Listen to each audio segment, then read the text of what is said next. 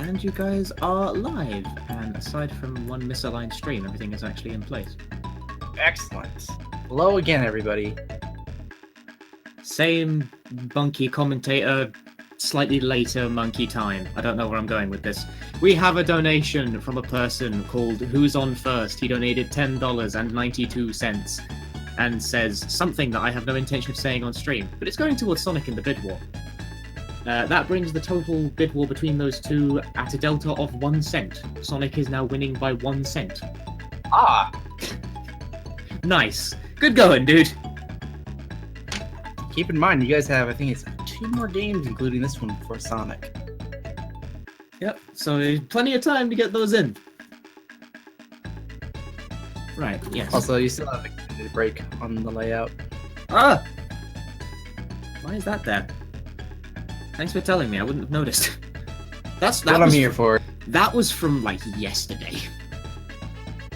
I haven't used the race layout in a while. Yeah, I think we're just about ready to go, so I'm gonna do the countdown.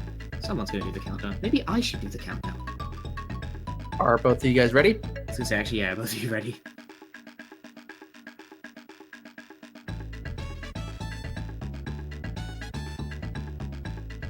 Okay, right, you guys are both ready. Okay, you guys down. 3, 2, 1, go. Welcome to Donkey Kong Country 3, everybody. It's me, Supreme, again on the mic. So right away, there's a quick little skip you can do here with Wrinkly Kong, and all it entails is once the music cuts, you hold left and B and just kind of peace out and say goodbye to Grandma for a bit. So this is the 80% category, so much like DKC2, there's going to be some warp barreling in the first 2 worlds. Unlike DKC2, there's unfortunately no wrong warp tech, so it's, you know, pretty generic first 2 worlds. So I'm going to talk about the runners a little bit this time, and the bosses when we get there.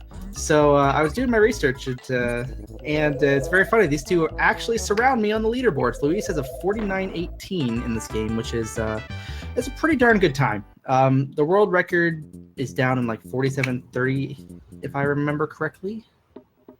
And so 49-18 is really good. KBZ is a 49-24, so they're actually very, very evenly matched. KBZ has not spent as much time on this game as the other two, if I remember correctly. And Luiz just kind of stormed onto the scene. I saw him doing attempts, like a couple of weeks ago, and I was like, oh my gosh, I didn't realize he was running this game. And then I saw he had like, at the time, he had like a low 50 or a high 49 or something. And I was like, oh my gosh, are you kidding me? This guy's freaking unbelievable. So I talked about KBZ a little bit in the last run. Very talented Donkey Kong Country runner. It's primarily what he's known for. Luiz, on the other hand, is more known for his work in the Mega Man X series. He's an incredibly talented Mega Man X runner as well. But yeah, both are here. Both are off to a great start. Pretty straightforward first 2 worlds. I'm curious to see. I assume they're both playing in the Japanese version, which will kind of play into some differences here. Yeah, they're both in Japanese. So, yeah. And you'll notice that the colors are actually different. There's actually a neat little cheat code you can put in at the start of the game that will swap Dixie and Kitty's color palette. That's what KBZ did to get this like purple and green instead of pink and blue.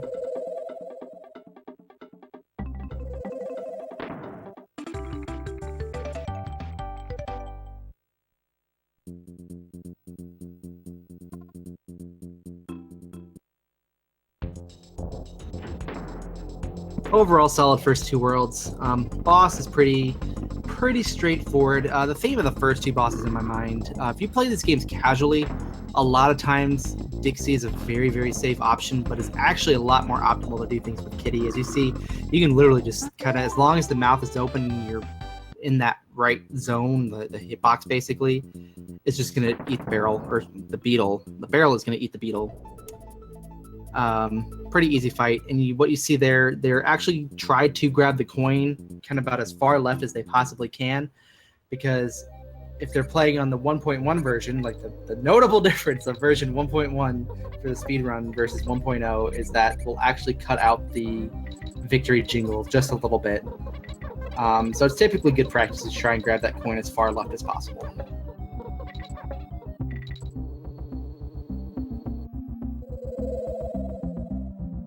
The World 2, pretty straightforward as well.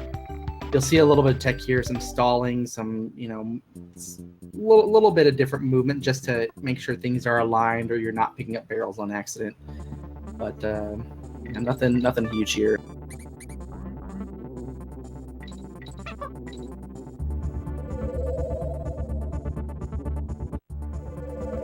So, Riverside Race. They're going to be cheaters here and use the warp barrel and try and cheat our boy Brash out of his well-earned race title.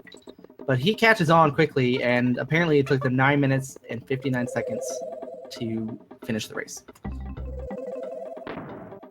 This is a neat little level. There's a warp barrel, but even in the warpless category, you can clip through the metal door to the right. Normally you have to go through this long, intricate set of rats and killing them and opening up the pathways. The different color output is KBZ used a cheat code that all it does is changes the color palette on Dixie and Kitty. But yeah, you can actually clip through the door and skip the entire process of going through this level. And it's really neat. It's a fun little trick. Bringing Spiders didn't have much to say, so I didn't feel guilty repeating myself there on that.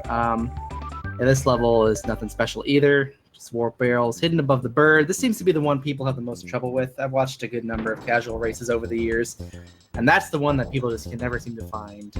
So we're on to the Spider. The Spider is not my friend. He's not anybody's friend. He's a very tricky boss because, once again, using Dixie is quite slow. You kind of have to wait. So what you're going to see here is kind of using Kitty to throw up in between the legs into the head. It gets progressively trickier.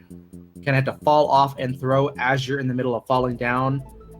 And it's not, super tight, but, you're in the middle of falling. So it's a matter of being able to throw the barrel at the right point so you don't hit that leg closest to you and you don't wait too long that you just miss entirely. I hope they're honking the horn for you guys. Since I'm watching the actual stream, I have it muted so I don't have to be subjected to my own voice. But hopefully they're honking the horns for you guys. If not, I hope you guys are listening to me and you freaking honk the horns on your way to Mykonos.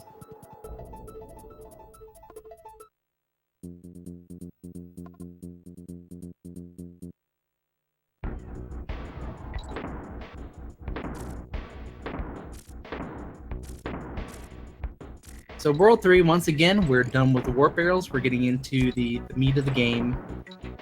This level's pretty friendly as well. It's a good bridge level to kind of get you introduced to moving in this game. It's not easy per se, but it definitely eases you into it. So a funny difference between the English and Japanese versions is as you see them going up these ropes, which they're probably unfortunately past at the time of you hearing this, you can actually see them either go above the ropes and kind of grab them from above, so to speak. They fall back down onto the rope, or they grab them from below, where they just jump and grab the rope. For whatever reason, the English version is a lot less friendly with this. You lose time a lot by the ropes being grabbed from above. But in the Japanese version, they fixed this apparently, because the Japanese version came out afterwards. KBZ having some difficulties here, but he makes the right move here so he can grab this barrel on the way up. You see Luiz do a damage boost there. KBZ as well, and that helps just skip a little bit. There's not too much more of the, if you go left, but it does save a little bit of time. You close out. That's probably the most dangerous section of the game, or the level, and they're out. So remember, guys, when we were into the meat of the game, unfortunately we have two back-to-back auto-scrollers, because I don't know what the designers of this game were thinking. As much as I love this game, as much as I defend this game, I really can't defend putting two auto-scrollers back-to-back. Fortunately for the player, there's a good bit of tech here to make it a little bit more interesting. With jumping, with the way you jump, you can grab the railings at certain points, especially when they're going downwards, when they're trending downwards, to help you pick up speed. Did Luiz die? What did I just miss? I was busy watching KBZ catch up. Oh, okay, I see. So, part of the danger of this, that KBZ is not going to face at least, is that you really want to go with this one Kong for as long as possible, because you have these back-to-back auto-scrollers, so there's not a lot going on. But in the 4th level of this world, which we'll talk more about when we get there, there's some tech that is much better with one Kong. So, unfortunately, for Luiz, KBZ does take the lead here off that. And KBZ makes a map error in the spirit of friendly competition to help close the gap for Luiz. Yeah, they're still, all in all, they're not that far apart. This is Sawyer Tree, otherwise known as Ripsaw Rage to those who actually play the game. This level, for all intents and purposes, is boring. The big tech here, at least in this category, is to basically not kill any rats unless you can't avoid it, because they cause about 2 frames of lag. So, all in all, not a huge time loss throughout the course of the level, but, you know, it ends up half a second. That's a half a second that you don't. KBZ missed the B. What the hell?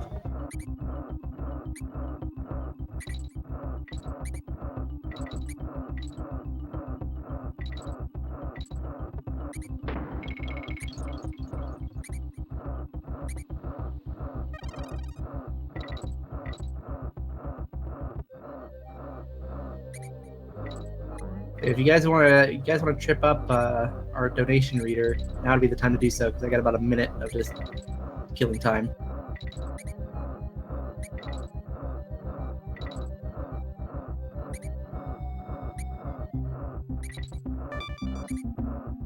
Don't trip me up. I'm enjoying the respite. Uh-oh. I see an LOL. Did he bonk? Is he gonna die to... Oh, no! Oh, no.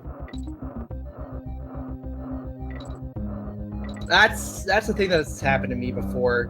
You get like in this tripped up state where you kind of bonk on the doorway, so to speak, into the tree, and then you're like all thrown off.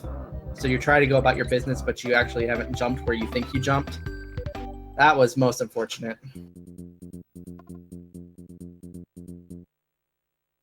So that extends KBZ's lead quite a bit. So you saw KBZ earlier throw the B, kind of right about the point Luiz died. He threw Kitty into a B, and that was so we would have solo Dixie here.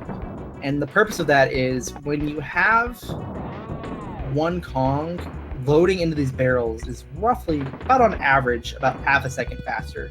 So at any point you jump into these barrels and you load in these barrels, you've gained about half a second.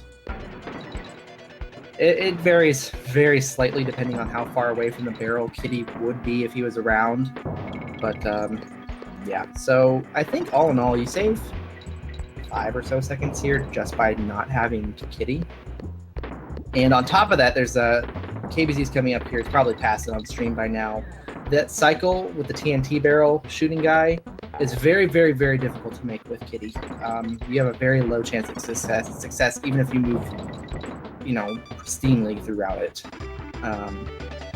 But with Dixie and only having one Kong, it's pretty trivial. Very good level from KBZ. And Luiz is starting at the level as well.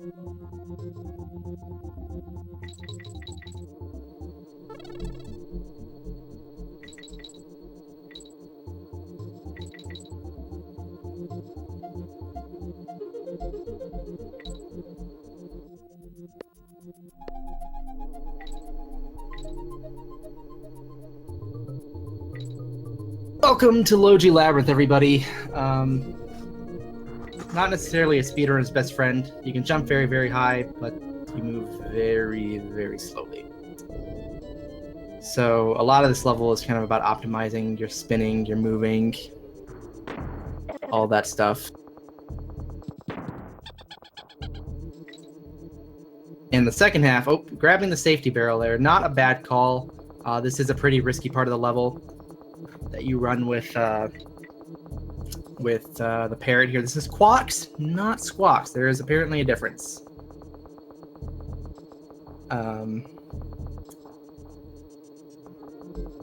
So now what you're going to see is he's actually going to be able to kind of fit in this narrow gap in the corridor here. He's going to try it again with these red bees. No spoilers if he makes it or doesn't make it. Makes it, nice. So yeah, those are very tight fits. Going up the corridor is not that bad. You have time to adjust. Ooh, he takes a hit anyways. You have time to adjust, and there's a nice visual cue right away. So he made the swap there, which was a good call. Now he still has Dixie for the ending. It's almost like he kind of took a safety strat there to have Dixie at the end. Because if you have Kitty, going through that last set of bees is very, very difficult and slow. So Luiz is still catching up, getting a little bit of time back on KBZ. But KBZ's on Chaos. This is one of the interesting points when you look at the Japanese versus the English version. In the English version, which I alluded to earlier, came out first. There's something called Infinite Team Throw, in which you can keep throwing Dixie repeatedly in the air. Here, that does not exist. Here, you can do what's called a 2-1 jump, which is a frame perfect trick. That is not advised unless you are a God gamer or not doing a marathon run. So instead he's going to do a damage boost here to try and skip the third cycle. Does not get it though. It's a little tight. It's a little deceiving to try and get that properly. Unfortunately, loses just a few seconds. But yeah. So Luiz has another chance to gain just a couple of seconds here on KBZ if he can get the damage boost properly. Or if he's really brave, he can go for the 2-1 jump. Who knows? No, he's going to switch to Dixie and just do it the normal way.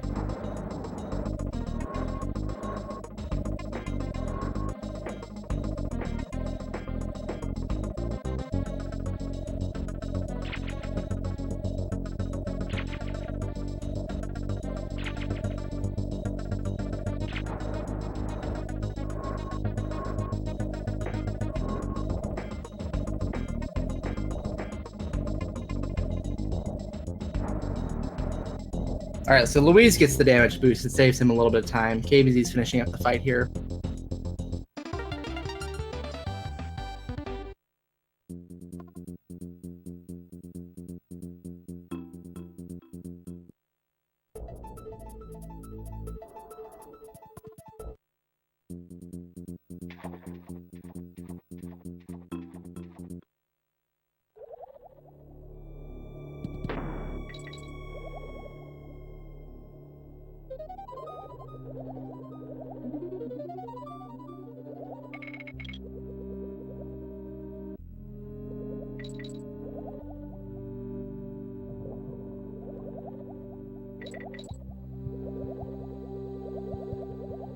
So World 4,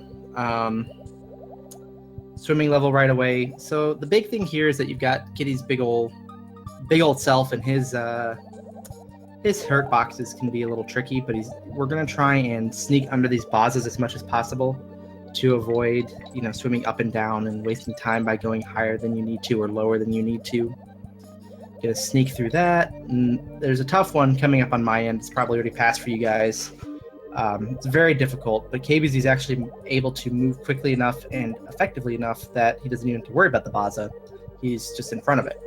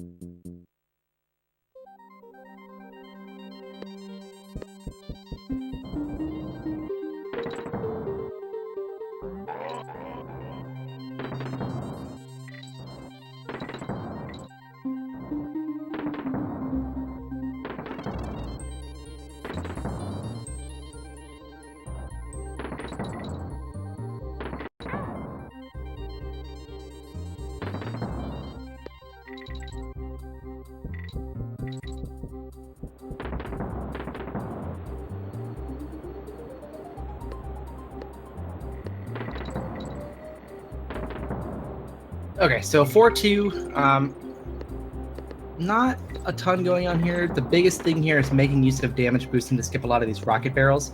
We saw one instance of that already. You're going to see another instance of it here shortly. But it is also really nice because you're going to end up with Solo Dixie yet again at the end of the level, which is very useful for the upcoming level.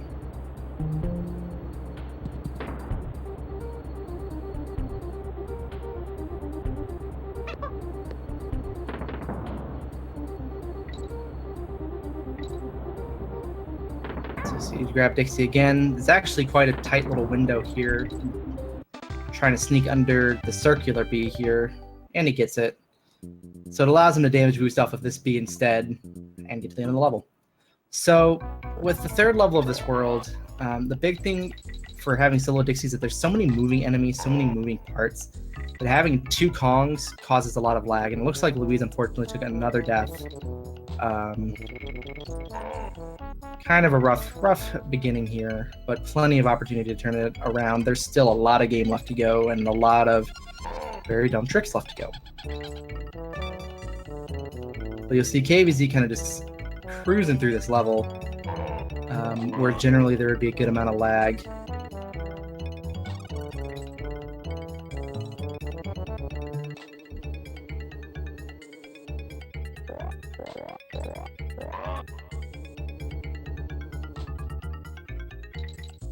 Got a moment for me to read a donation? Yeah, go for it. Abel9210 donates $1.25 to say, "Goes to Knuckles for the Sonic 2 bidding war." And then he posted an excerpt of like a chat log. Whereas I was talking to him in PM and he says, "Make Knuckles the winner." And I said, "No, you make Knuckles the winner." And his response was, "Fine." It looks like he's doing that. And he donated in an awkward amount again. So I got math. But yes, now Knuckles is ahead by some amount. Probably like $1 or so-ish. I don't know. That donation war is getting really hyped. It's quite a good donation where you guys have about a little more than an hour, maybe? Something like that. Soon it will come to a close, and then what will the people... I'll have to invent something for you guys to fight about. It's the internet, it can't be that hard. Truly. Anyway, carry on. Alright, so this level, you actually just skip the Ellie barrel. You saw him skip the Ellie barrel. It's a lot faster. He's going to take a damage boost, probably already happened on stream. It just saves a good amount of time. Just a lot of this game is not so heavily reliant on tricks and warps and all this stuff. It's reliant on kind of abusing mechanics and good movement. It's much more focused on that for the most part.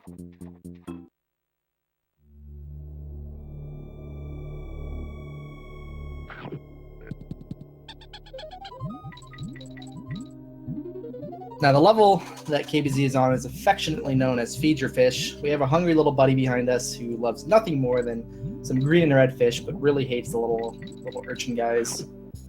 So if you feed him fish, he's happy. If you feed him an urchin, he kind of gets mad at you. And this is another one of those levels that's just carefully routed out. As long as you kind of move the same throughout, you're going to be fine. Your fish will be properly fed and not hate you. However, slight variance in movement can actually have some pretty frustrating effects. It's not uncommon for the fish to just kind of disappear for a bit and go do his own thing and come back really pissed off and decide to eat you. That has certainly happened to me a number of times in my many years of playing this game. So far, KBZ is having a pretty textbook feed your fish. Not mad at him yet. He doesn't want to eat that little red guy. There we go. That's probably one of the trickier areas. Sometimes if you're not moving exactly, perfectly, he'll either be a little bit behind that red fish and not want to eat him at first, or just decides to not cooperate. He can be quite annoying sometimes to deal with. So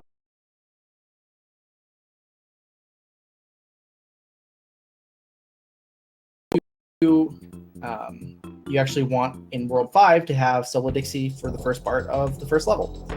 And that's able to be done because they don't give you a Kong barrel on this next boss, because as far as we know, he's the only boss in the series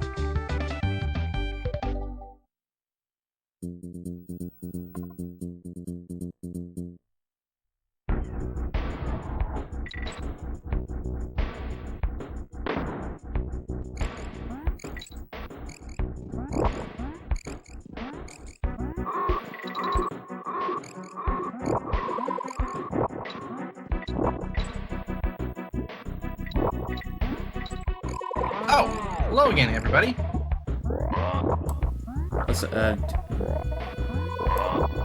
KBZ, you need to change stream key like I asked you to. Like, it's not going to work if you just continue to do it on the same key. I sent you instructions for what to do and you just kind of ignored me. I'm the tech guy for a reason. If I tell you to do something, do it. So, welcome everybody to, as my dear friend Mr. Zara the Man calls it, the Purple Strawberry Milkshake Factory, otherwise known as Crackshot Croc. So this level is very tricky, especially if you run multiple games, because Squitter actually does not handle the same between the two games. I mean, obviously the movement is the same, but doing things like instant platforms, which is very clearly a key mechanic of this very vertically scaled level, is very different. It's handled differently. In DKC2, it's as simple as pressing L and R at the same time. In this game, there's actually a slight delay, and unfortunately, that's all I'm going to have time for before we move on to the next level. This level is not as bad as Webwoods, and it is more fun, in my opinion. Thank you. Good night. All right, so we're on to Lemguin Lunge, probably my least favorite level in this entire run, mostly because snow levels suck to move on, and the Lemguins have very peculiar hitboxes. Like, basically, if you hit their beaks or feet at any point, even if you're jumping on them, you're dead. However, if you hit their bellies or their backs, you're fine.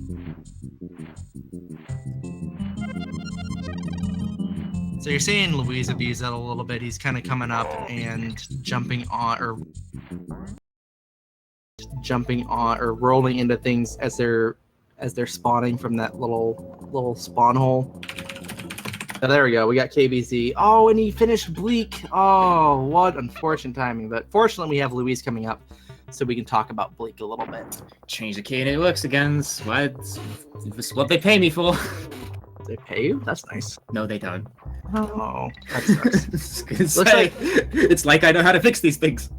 Looks like KBZ got Bleak on an even number try, so presumably second or fourth. So here we are, guys. This is Bleak. This is the reason we run on the Japanese version and not the English version.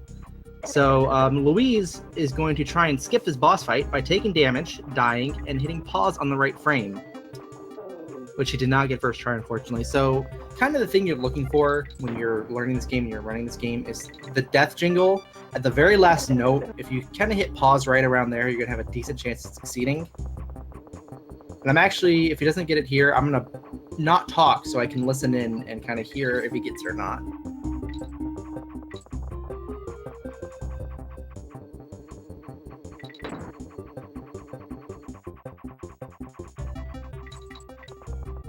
Oh, and right after that, because of the stream delay, he gets it right as I stopped talking.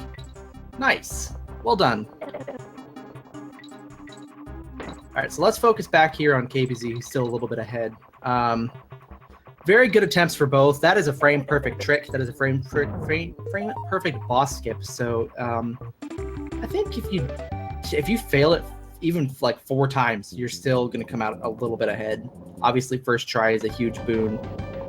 The only unfortunate thing is, depending on which try you get it, kind of impacts your route through this level. So if you start with Kitty, you're going to do one set of things. If you start with Dixie, you're going to do something else. And mostly just where you take damage, if you're going to take damage in extra time or not. He's got Kitty in front, so unless he swapped when I wasn't looking, he's going to have to take an extra damage towards the end of the level. So the next level on KBZ's side is Kong Fuse Cliffs. We call it Burn Your Rope. At this point, since it's like 2.5 minutes of just climbing a rope, we like to give what's called our Burn Your Rope update, where we talk about how terribly things have gone so far in the run. So we're gonna finish out here with Luiz, and then yeah, it looks like you might have another donation, unless I wasn't keeping track of the numbers. Once we get I've got a couple. Yeah, once Luiz gets through this stage, you are good to go. So Luiz takes damage there, and there's an actual invisible barrel at the bottom of that stack of bananas, and that lets him get realigned where Dixie's going to be in front, which is nice because she has a much smaller hitbox. All right, go for it. Cool. Grumpiest Vulcan donates $20.17 for Knuckles, and I want you to sing one bar from A Most of All Wiggle. I don't know what that is. I can't sing it because I don't know what that is. And Strife donated $10. If you're not familiar with that name, by the way, Strife is the person who, made Freedom Planet. He is the man behind the plan. It's really cool that he's, watching the stream and looking out and stuff. Donates $10 to say, good luck to the Freedom Planet runners and thank you for your amazing dedication. Also putting my hat in with the rough, tough, non-chuckling porcupine on the block. Oh no. And with that, Knuckles has shot ahead to lead by about $30 or something. Ish. Yes. So it looks like Knuckles is in the lead. Oh boy.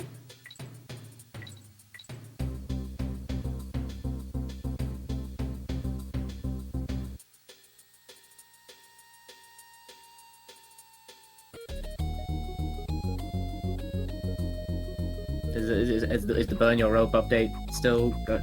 This is like a 2.5 minute long level. You are good to go if you have more. Fuck, I guess I could. What the fuck is Most of a Wiggle anyway? Congrats, guys! This level's so long. We're giving them enough time to look it up and sing for us. Don't know what this shit is. Can't remember what the name was now. Hey guys, if he stalls long enough, KBZ's apparently gonna finish this level.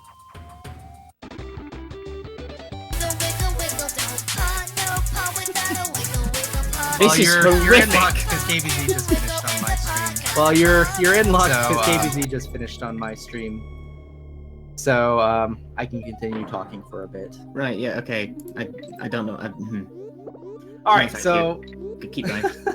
This level is the typical Donkey Kong Country TM dark level where you're not supposed to be able to see things.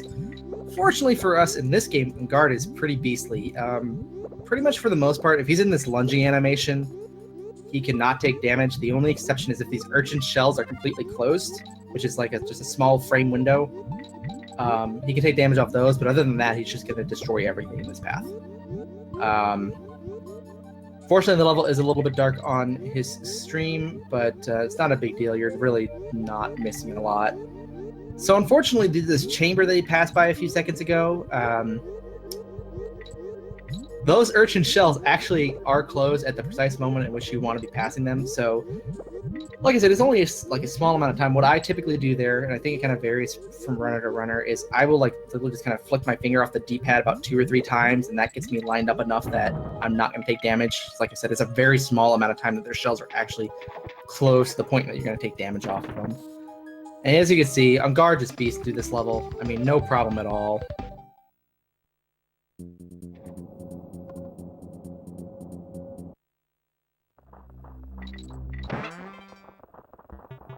The next level is pretty interesting. Unfortunately, you guys are going to see it before I talk about it, but we're going to see if KBZ is going to go for bird skip here. It's only about a half-second time save, so I really wouldn't be surprised either way. Yeah, he's going to go straight for the bird. So you can actually jump onto that ledge without getting squawks. Ooh, takes damage. And in the ideal circumstance, on the Japanese version, it only saves about half a second because one of these birds on the bottom row here, right before he drops, they're both kind of on the ground, which means you have to jump over both of them instead of kind of run past one. So it doesn't save as much time as it would if you were playing on English, where the enemy position is different. So just a lot of little tech to this level. Bird skip is one thing, but it's very optional unless you're, really elite and you need to save, every half second you can. And fortunately, taking damage with Dixie's not a huge deal. You lose time because Squawks actually moves slower when he's hauling Kitty's big old butt around than when it's Dixie. But he does want Kitty in front to water bounce, as you just saw. And it sets him up for the next level, where you want Kitty in front at the start. So for 6-5 here, going to use this 2-1 jump I alluded to in DKC1 as a frame perfect trick where you basically store a jump essentially, and you get double the height. Luiz going for bird skip and gets it. Very well done. So he's going to save a little bit of time, even more so because KBZ took a little bit of damage. So this is a tough trick, especially with the rope here. So if you jump, you end up grabbing the rope. But yeah, this is a good chance for Luiz to make up a lot of time if he needs to.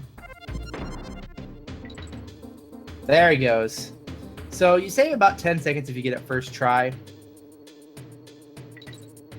I did not notice how many tries that was for KBZ, but I imagine he probably either broke even with doing the level normally or lost a little bit of time. It's not like it took him, 20 tries or something, like somebody who's currently doing marathon commentary. Luiz is coming up on the water bounce, does not get it, so he's going to have to do a backup throw. Loses a little bit of time, plus these copters are going to be in a little bit worse position. But Luiz gets through, and he will have a chance to make up some time if his 2-1 jumps go better. KBZ's coming up on Barbos, which is maybe the most technical boss in the game. Arg's up there. Bleak, obviously, because of Bleak skip, but that's, just a trick. It's not necessarily a big technical optimization. So bad luck here at the start for KBZ, which is the running theme with these bosses. The farther away from the urchin from Barbos, farther away from Barbos the urchins are, the sooner you can actually attack them and shoot them back into the shell. When they're in the middle, they have to go up a good ways. So KBZ is going to opt to play it safe. If he had both Kongs, he could opt to try and squeeze in between those guardian shells, or those guardian urchins, and Barbos herself, I don't even know. But it's very tight, it saves about 10 or so seconds. And he obviously runs a big risk of death, which is bad.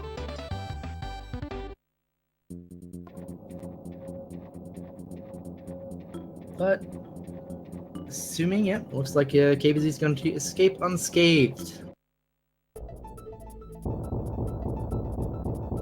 So if we watch Luiz here, I'll talk about 7-1, but also keep an eye on Luiz to see if he's able to do the optimal strats here on second phase of Barbos. So one of the common complaints about this game, why people don't like it as much as the other two, or at least DKC2, is the higher amount of gimmick levels. Yeah, there's Luiz sneaking in. And every level in World 7 pretty much has some kind of gimmick. Very well done by Luiz. He can do a little bit of bonus tech to save some time here if he so chooses. But these ropes are all conveyors on KBZ's side, so you move faster or slower, depending on which direction they're moving.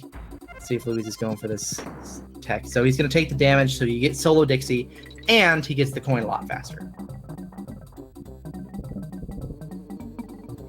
But yeah, this level, has a gimmick. All of the levels in these worlds have gimmicks. So KBZ opting to get a safety Kong there. You typically do this whole level with solo Dixie if you're going for an RTA attempt here. See if he swaps here. Let's see if he swaps at the top of the hill here. He does. So that's going to allow him to take a damage boost and just slide through these bees and go into 7-2 with just Dixie, which once again comes down to it's a level full of barrels, and the time to load Kitty into the barrels is not worth it. It takes you about half a second a piece. This level's gimmick is the ghost barrels, which change directions, appear in different directions, and is probably the biggest source of luck in this run.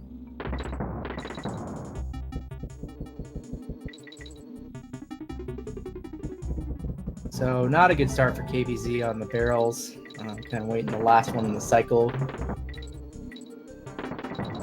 But yeah, this if you're a top tier runner and you're just grinding just mere seconds off, this level can make or break you. Fair or unfairly. KBZ's kind of had a little bit better turnout here since his first barrel.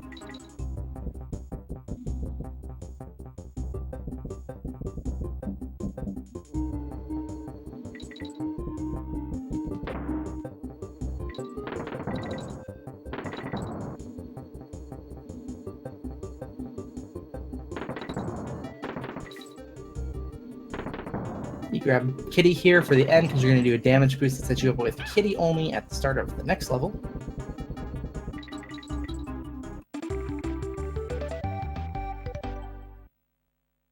Ooh, you know, after that first barrel, KBZ actually had some pretty darn good luck with the barrels, so that worked out nicely.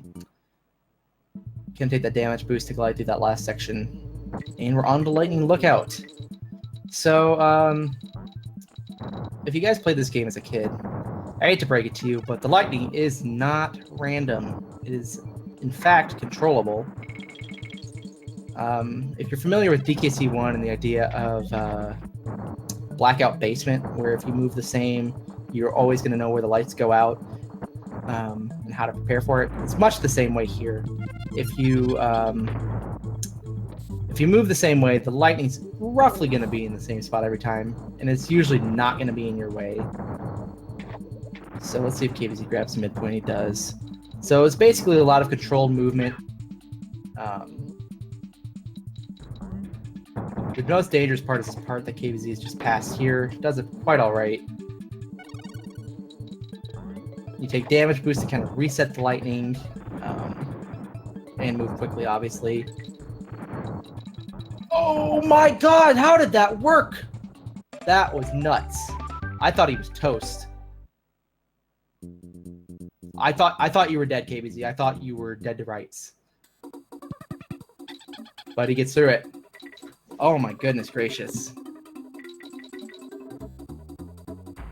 I've never seen that before. I've gotten hit like that. Like I've had that happen to me before when I've taken damage. So you somewhere got really lucky in how you were grabbing that barrel and in the middle of throwing it. All right, Coin Dozer Clamber. This level is actually quite a bit more frustrating than you might think. These coin dozers have very, very frustrating hitboxes. If you do not land directly on top of the shield, like dead center of their body, you have a good chance of clipping off like KBZ just did. And just bouncing off. When Luiz takes the death on Lightning Lookout. I don't know if he grabbed the midpoint. I wasn't looking at the time. It actually might not be... Well, no, he has Dixie, so it is in his best interest to have the midpoint. Kind of makes it a little bit more difficult to do the lightning cycles, though.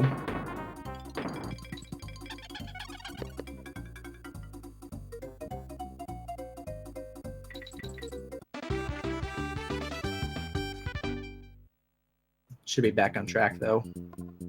Yeah. As he reaches the end here of Coin Dozer. Luiz is trying to do a setup here so he can kind of manipulate the ending and the lightning bee kind of on those bees, because the red bees, since they can't die unless you hit them with a TNT barrel, the lightning just hits them and does nothing. So you can manipulate it to where it's over those bees and you can just glide through with ease. All right, so Poisonous Pipeline. I see a whelp. I don't know if that was about Lightning Lookout or if something's about to happen, but Poisonous Pipeline looks like a pretty straightforward level, yeah? What's the gimmick here, Supreme? Is that what you're asking? It's that your left and right are reversed. So left moves you right and right moves you left. Fortunately, we have our buddy on guard here who's still just as powerful as ever and kind of just eases you through this level for the most part.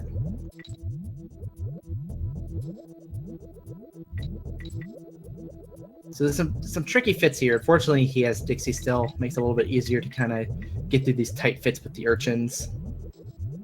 Yeah, very well done on that section. So now he's just got to sneak through some fish. There's some optional tech you can do here to save him a little bit of time at the very end. Where you can try and not take damage with Dixie on these two fish. Sneaks through, switches to Kitty. And that just saves you the animation of getting hit, the animation of breaking open a Kong barrel. And even though you have to swap, that net is still positive because swapping in water is pretty fast. KBZ's on to the final boss. He's on pace for about... Luiz takes another death. Then you try to do what we call a just defend roll, which is where you kind of do a quick little hesitation move when you're spinning, and it allows you to roll into those enemies that normally would damage you. So what you saw KBZ do there was throw himself over Chaos at the point where Chaos's head is kind of completely descended into the body, and that allows the barrel to spawn on the same side as KBZ, meaning he doesn't have to sit through that missile cycle. But yeah, KBZ's wrapping up here. He's on pace for 51, maybe very, very high 50.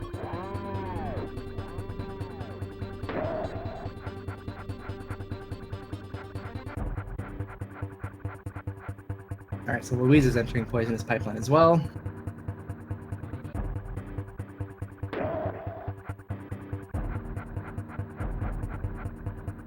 And unfortunately, the cycle of K. Rool is a little bit random in how far from the top or the bottom he spawns. Obviously, the higher up he is, the longer it takes because he has to come all the way down to the ground. KBZ got a nice little bit of tech there where he was able to jump over K. Rool and just immediately throw the barrel into his back, which saves more time than you think because K. Rool's like kind of bounce cycles is based on how many times he hit the wall, not how long he's been bouncing for. So he saves time because it's one less wall. Like he's right on the edge of the wall already, so he gets his first bounce right away. All right, I'm curious to see if KBZ is going to go for this this tech here. It looks like he's setting himself up for it. Yep, he's going for it.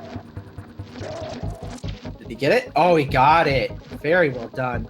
So you have about a 3-frame window to do what KBZ just did there.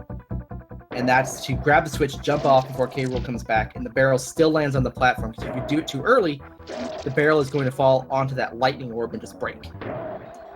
So KBZ's reaching the end here. He's, I think he's in line for a 50 because he saved that time. Oh yeah, time's coming up when the coin drops and he gets the coin. I'm paying attention this time. Let's see, a 50-52. Where's the coin? I didn't see any coin. Was I too late already? Yeah, you're too late. He got a really, really good coin grab. Like the moment it spawned, he had it. So that was. I didn't see any coin at all. That one was not on you, I don't think. It's 6 frames? Okay. Twice as long as I thought, guys, but it's still about a 1/10 of a second. I blinked and I missed it. You have another chance here with Luiz. Oh, goody.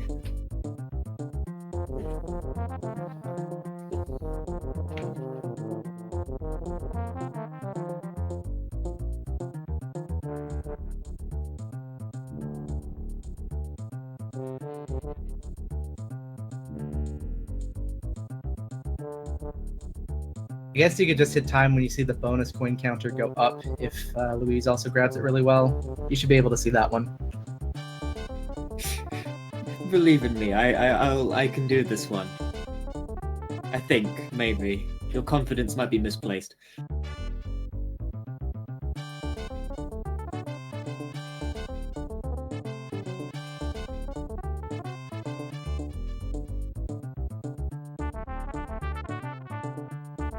Yay, we're gonna go through the photo album. You can see all of our friends and enemies. When I go through life, I too take pictures of everyone I meet, including people I don't like. I really hate this guy. I want a picture so I remember how much I hate him later.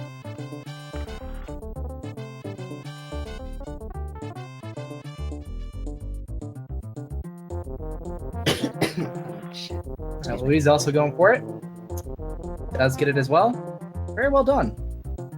That is not easy.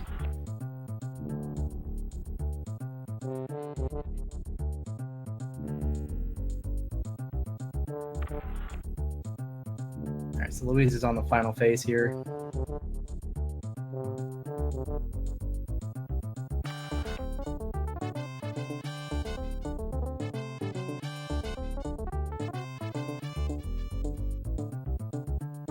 And nope. I didn't see it either. I didn't see it again. Yeah, they grabbed it at a time where it didn't even like pop up. All right, so the number in pink is this. It doesn't mean anything. Whatever. So it's like 50-52 for KBZ and a 53-12 for Luiz. Now, all things considered, those are both really good runs. Luiz had a lot of unfortunate deaths. So that's, all things considered, still a very good time given the deaths that happened. Thank you. Thank you. Make sure you guys follow these two runners. The Twitch names are just what you see on stream. I think just Luiz doesn't have the space. It's just Luiz Miguel. Yeah.